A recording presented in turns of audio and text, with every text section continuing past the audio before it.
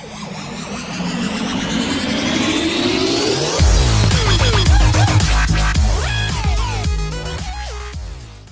morning guys. May mga subscribers kasi tayo na nagtatanong regarding po sa yung mga na-install po kasi ng mga modem nila is nailagay po sa parting taas or baba, tapos malayo po sa desktop nila. Ano daw po pwedeng gawin para umabot yung modem natin ng internet sa computer? Since nakapix kasi yung mga na-install nating modem, hindi siya pwedeng lipat. May advice po na pumunta sila sa mga bilihan po ng mga computer, kasi meron din po na gumagawa ng LAN cable po na mahaba.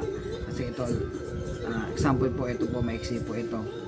Maiksi po yung LAN cable natin. Kailangan magpagawa sila ng LAN cable na sasakto sa layo ng computer na sa modem. Tapos po, syempre po, dahil nga po kailangan nila iayos yung cable nila. Iba kasi maselan din po na kailangan naka-ayos yung LAN cable na wala kang nakikitang wire sa loob ng bahay. May advice po, kasi dito po sa bahay ko po, bumili po ako nito. Itong Tenda po yung brand niya. Ito po yung parang USB dongle na kahit malayo po, i-install nyo po siya sa computer ninyo, tapos malasagap niya yung wifi name or wifi ninyo.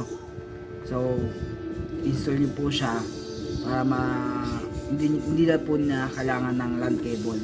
Ito na po yung kukuha na magiging ano po siya, parang laptop or cellphone yung computer ninyo. Sasagap niya po yung signal para makakuha ng internet yung desktop po. So buksan po natin siya.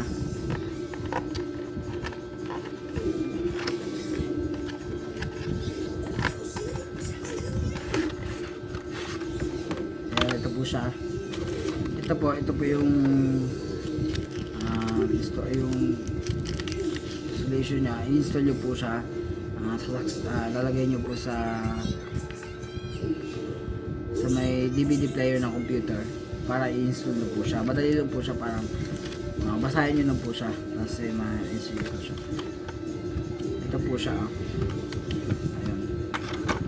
Tenda po yung brand niya. May mga ibang brand naman po, pero ito pong Tenda na nabili ko, I think nasa 600 pesos po siya. Ayan, 600 pesos po siya. Kasi yung LAN cable kayo magpapagawa LAN cable, siguro mas mura po yun. Pero kung gusto nyo po ilasasin sa cable sa bahay, ito po, bilhin nyo na po. Recommended ko po siya sa mga search sa mga YouTube.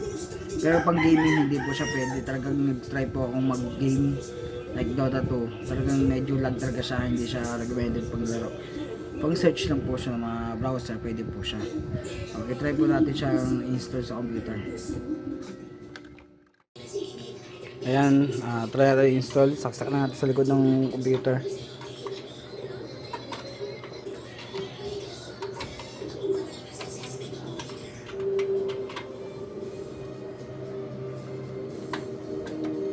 Ayan, matigas. Bunutin natin muna. Sikip kasi ito medyo makapal kasi yung ano niya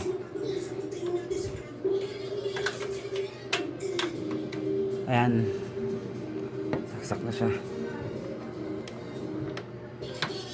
Okay.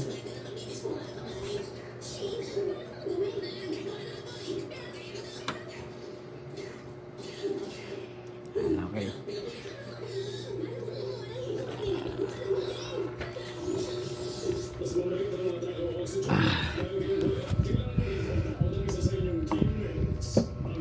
Ayan, na-install na siya. Kumonek agad siya sa itatry natin dito RGB sa wifi. Okay, connected na rin siya. RGB sa wifi tayo, connect. Try natin siya. Ayan, read. Okay. Ayan, okay na, na-access na siya. So try natin kung makapag-search siya.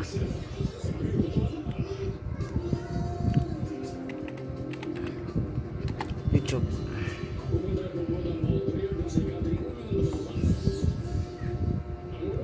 Dati ka nag-load.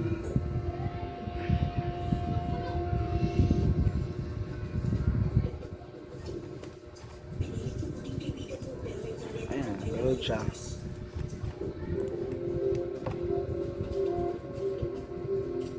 Ayan, okay siya. Yun nga pala, bago ako makalimutan, yung range nito, yung layo ng yung modem nito nasa kabilang bahay pa namin. Siguro to nasa 20 meters po yung layo niya. So nasasagap niya pa rin. Tapos ito may YouTube niya po. Mabilis siya. Ayan. Kasi yung Tendo natin na USB dongle, kaya niya hanggang 300 Mbps po yung kaya niya ibigay. So kaya ganun po kalayo, o ganun po kaganda yung salon niya ng internet mula sa malayo.